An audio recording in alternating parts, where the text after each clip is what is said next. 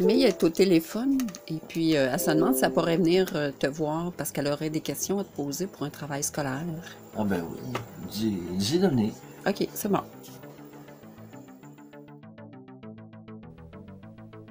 Grand-papa, Oui? dis-moi, comment c'était ici avant? Avant? Tu sais, avant. Au tout début, notre région était entièrement recouverte de glace. De glace? Oui. Toute l'Amérique du Nord. Il y a longtemps. Combien de temps? Environ 300 000 ans. Wow!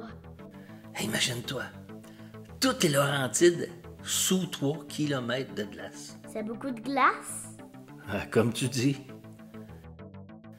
Et puis, la planète s'est réchauffée. Comme maintenant? Ouais, mais pas pour les mêmes raisons. L'énorme glacier en fondant, il a libéré le sol du poids des glaces. La croûte terrestre a leur montée. C'est comme ça sont apparues nos belles montagnes. Le bouclier canadien. Il paraît même que nos montagnes étaient aussi hautes que l'Himalaya. Oh, ça devait être beau!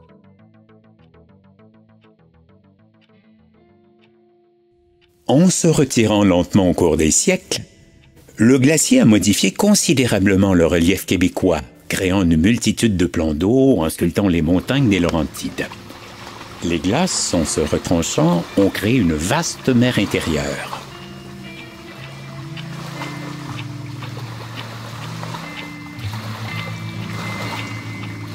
Il y a 10 000 ans, la mer de Champlain recouvrait les Laurentides et s'étendait de Mont-Laurier jusqu'aux Appalaches.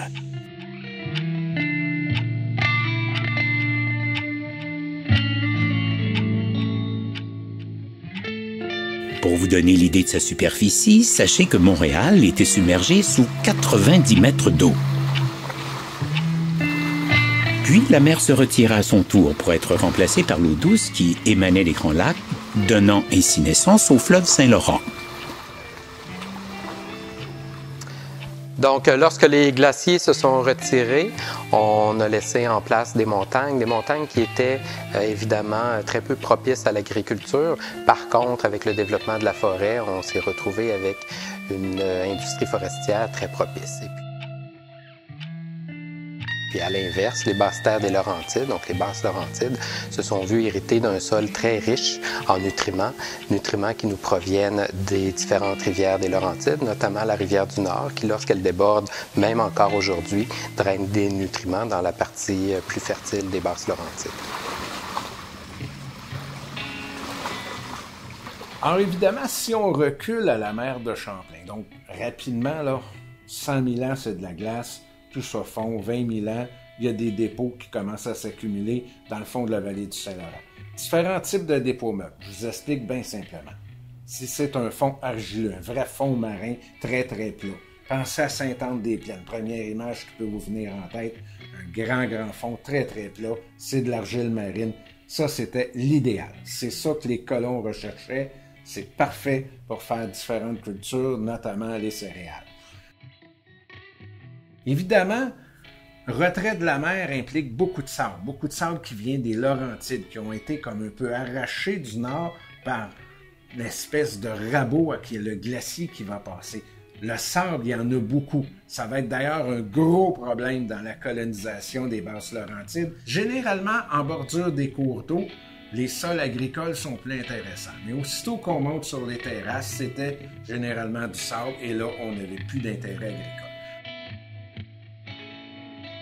Alors, retenez ça en tête, la carte des sols va conditionner l'évolution de la colonisation sur l'ensemble du territoire.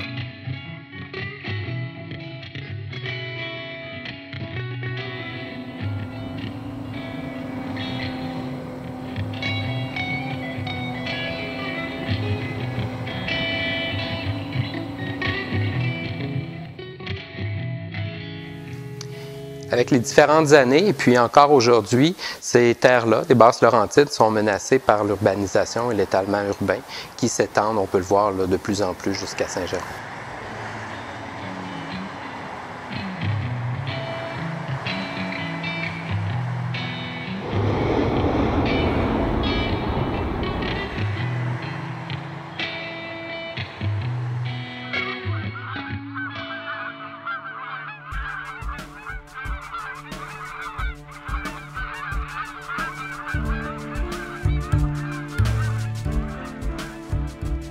Grand-papa, après les glaciers, qu'est-ce qui est arrivé? L'homme actuel il est apparu en Afrique il y a 200 000 ans.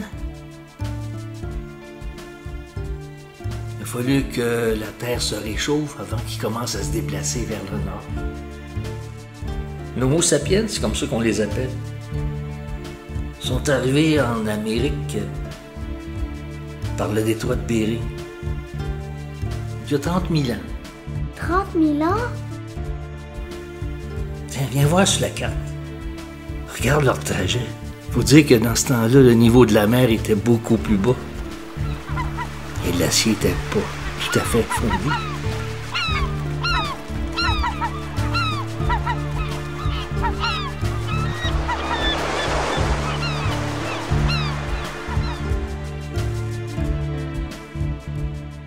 Les découvertes archéologiques récentes nous indiquent que l'Est du Canada est habité depuis près de 15 000 ans, alors que l'arrivée des premiers habitants ailleurs sur le continent américain remonterait à plus de 30 000 ans.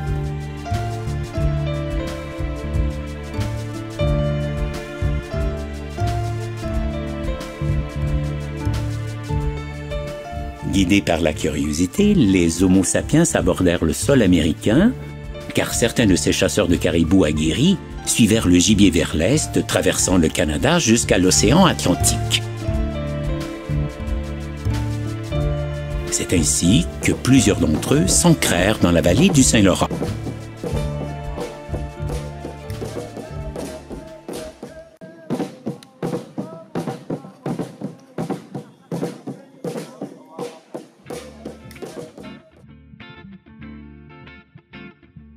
Grand-papa, tu ne m'as pas parlé de dinosaures.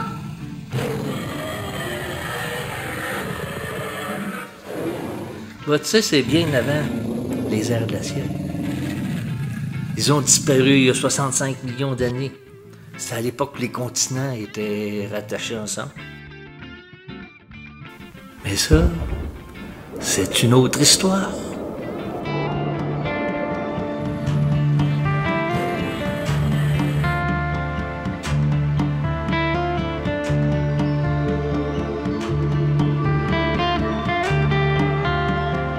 L'émancipation de l'humanité, originaire de l'Afrique, se fit tranquillement. Des familles, des peuplades et des tribus se groupèrent, créant les premières sociétés. L'apparition du langage, de l'écriture et des religions identifia les spécificités et les particularités des peuples. C'est ainsi que l'on vit naître diverses civilisations telles que les empires sumériennes, égyptiennes, grecques, romaines, les dynasties en Chine et, plus près de chez nous, ici, en Amérique, les Olmecs, dans le golfe du Mexique. Pendant que les peuples de l'autre continent se développaient, ici en Amérique, la civilisation avançait. Et en même temps, les migrants du détroit de Bering construisaient eux aussi des pyramides. Il y avait beaucoup de similitudes entre les deux civilisations. Tu veux parler des Incas et des Mayas? Exactement, ce sont les plus connus en Mésoamérique. Mésoamérique. Ah, ça, c'est la période qu'on appelle avant la conquête des Espagnols. Ah bon?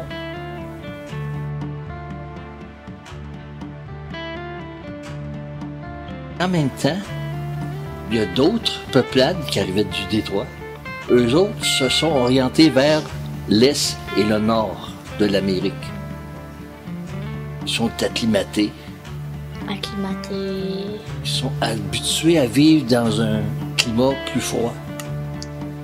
Est-ce qu'ils vivaient dans des tentes, comme on voit dans les images? Oui, mais d'été seulement. Mais on va rencontrer Gilbert bientôt. Il va tout nous raconter ça. Quand ça? Ben, cet été, quand il n'y aura plus de neige. C'est quand? Quand il n'y aura plus de neige, quand? Camille.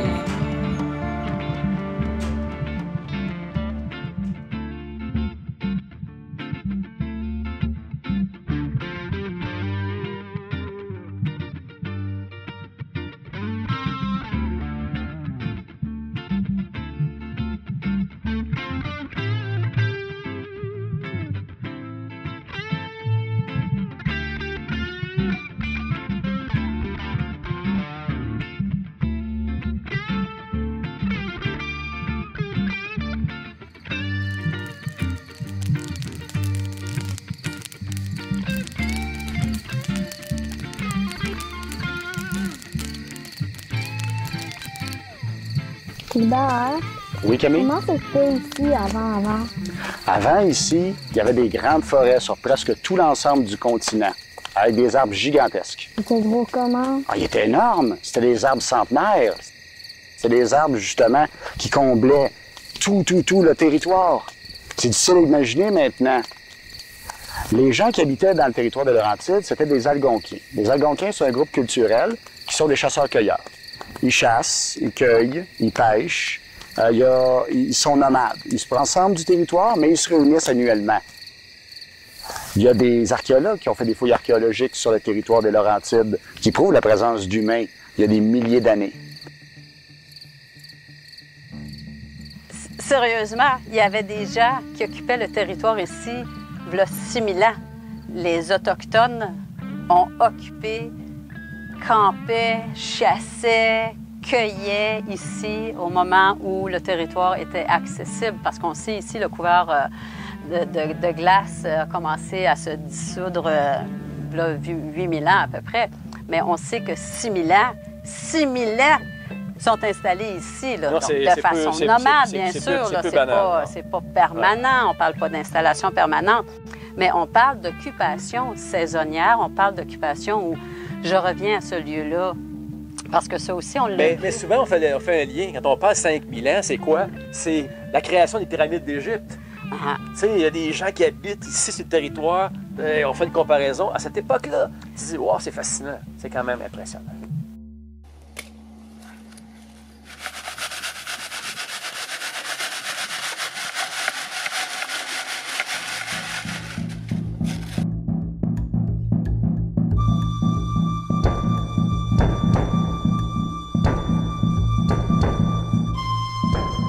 L'été, les Algonquins des Laurentides se regroupaient sur les rives de l'Outaouais.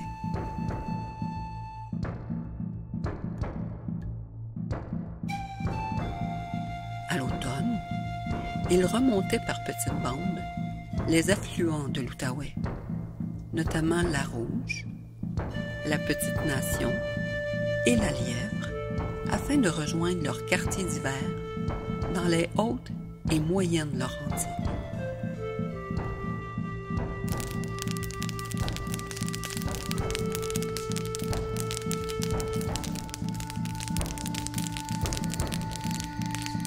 Diverses nations, fournissant les unes les autres des choses qu'ils n'ont pas sur leur territoire. Un autre des groupes culturels avec qui ils faisaient commerce, en effet, c'est les Iroquois. Les Iroquois, c'est les Hurons, les Iroquois, les Pétuns, les Ériés, les Neutres. Plusieurs groupes qui couvrent un très, très grand territoire, mais eux, beaucoup plus au sud, où on peut faire de la culture. Ils cultivaient du maïs, des tournesols, là, du citrouille, des haricots, du tabac. Le tabac, en effet, était échangé avec les autres nations. Par exemple, les Algonquins, eux, fournissaient des pots, et les Iroquois, eux, leur échangeaient pour du tabac.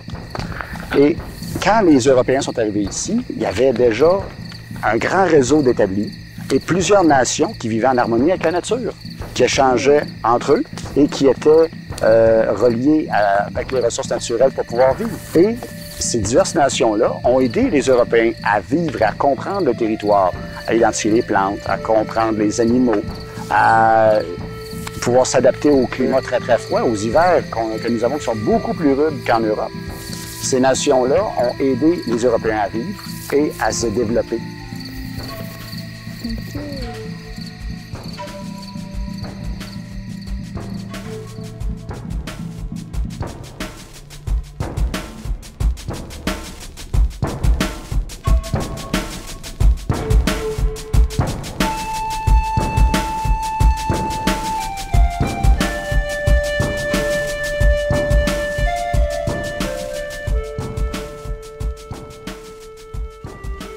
Les Algonquins auront disparu de l'Outaouais inférieur et de la région des Laurentides par les guerres et les épidémies qui ont réduit de moitié la population algonquine entre 1650 et 1700.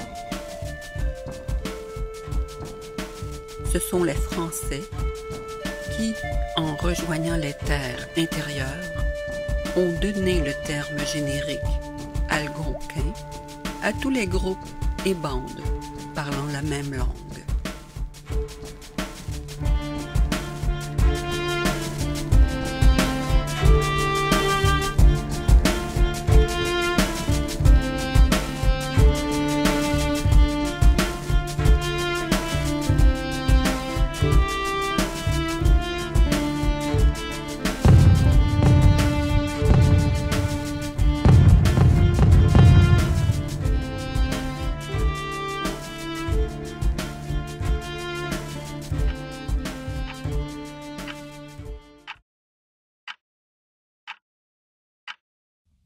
L'homme, au fil du temps, s'émancipe et apprend à vivre en société. L'Europe traversa différentes périodes telles que l'Antiquité, alors que naissait la civilisation maya, puis arriva le Moyen Âge et sa création des royaumes, suivi de la Renaissance avec la découverte de l'Amérique par Christophe Colomb en 1492 au nom de l'Espagne. Dans leurs différences, toutes ces civilisations ont en commun un besoin de conquête. Ils imposent leur culture, leur dialecte et leur religion tout en créant des classes sociales. C'est la loi du plus fort.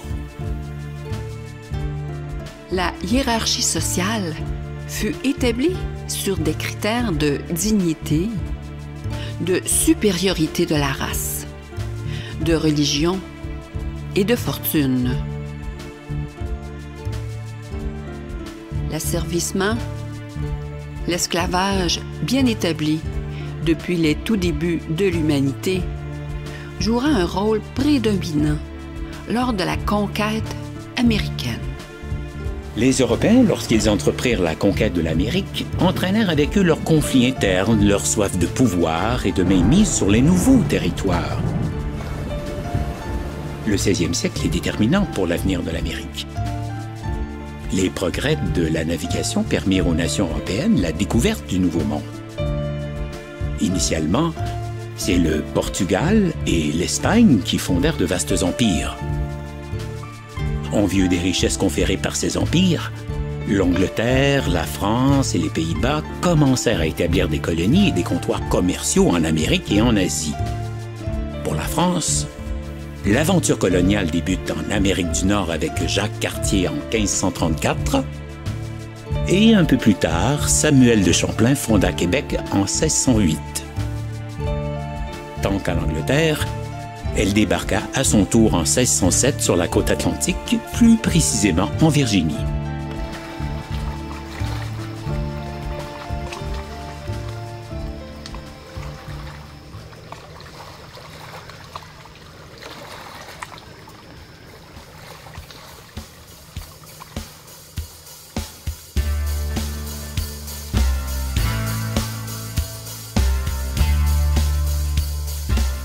L'évolution des premiers habitants de la Terre se fit progressivement.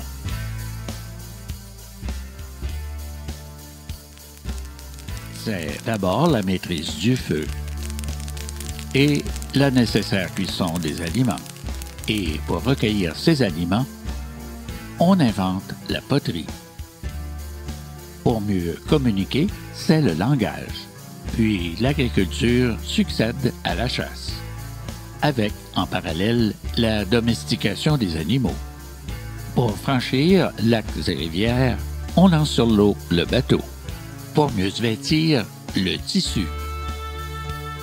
La roue, cette fameuse roue, est inventée. L'écriture et l'alphabet couchent la parole sur la pierre. La fabrication d'outils et l'exploitation des métaux accélèrent le développement. On mesure le temps, c'est l'heure et le calendrier. Devant l'essor démographique, on crée les villes. Enfin, le savoir explose. Ce sont les sciences, les mathématiques, l'astronomie, la cartographie, la médecine, la chimie.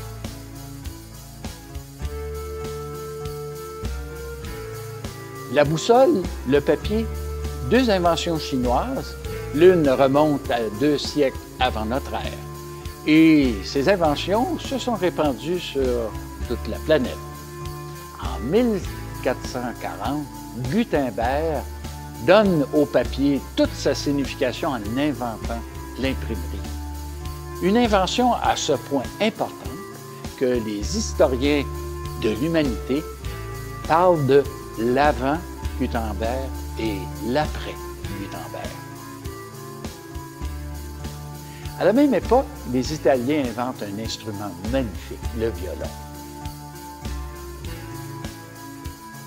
Et Galilée, l'homme au télescope, qui a failli être tué pour avoir dit et affirmé que la Terre n'était pas au centre de l'univers, et ça, c'est les ecclésiastiques qui n'acceptaient pas parce qu'ils remettaient en cause la Bible, eh bien, Galilée invente le thermomètre.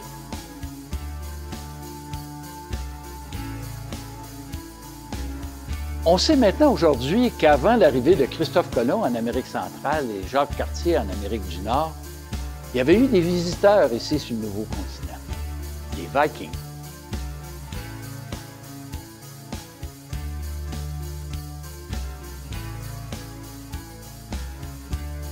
Les Autochtones en Amérique ne connaissaient ni la roue, ni l'alcool, ni le fer, et encore moins la poudre à canon.